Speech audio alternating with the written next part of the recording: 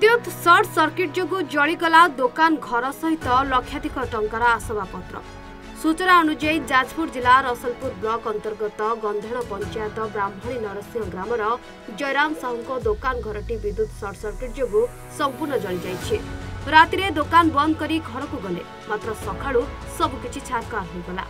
निआर प्रकोप एते तीव्र थिला जे दुकान सबकिछि निमिषक मात्र के जली पोड़ी नष्ट हो जाइछि। तेबे फ्रिज सहित लक्षाधिक टंकार आसबाबपत्र मध्य नष्ट होछि।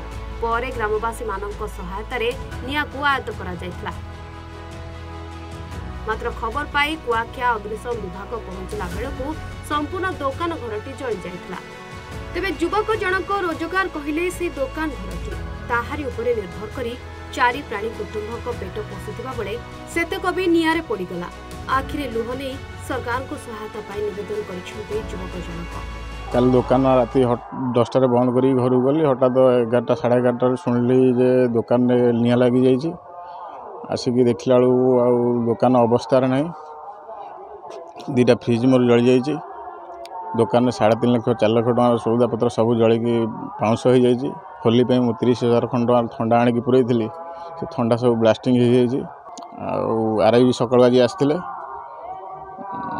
सरकार पाखे मोर एतिक निवेदन जेकोसी मत कौन प्रकार सहायता देले मु सरकार पाखे चिरप्रकृत ऋणी हेबी। मोर ये दुकान खंडक पर मु निर्भरशील।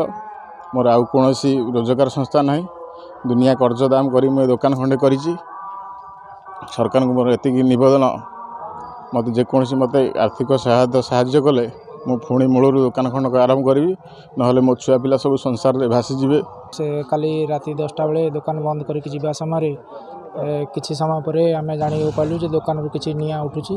तापर आम देखिलु जे दुकान रू संपूर्ण जिनपतर सब जली जाइए। गाँ लोकंर साहाय्य फल पानी पकई आम किसी निआटा को बंद कलु।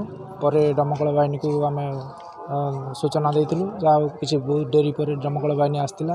दुकान पत्र किसी जिनिस उद्धार हो पार ना। प्राय 4 लाख 5 लाख टंकार जिनिस दुकान भितर थंडा रंग एवं अन्यान्य सामग्री चाउल 10 बस्ता डाली 4-5 बस्ता आलू पियाज किसी कौन जिनिस बाहर को बाहर करा जाय पारि नाही।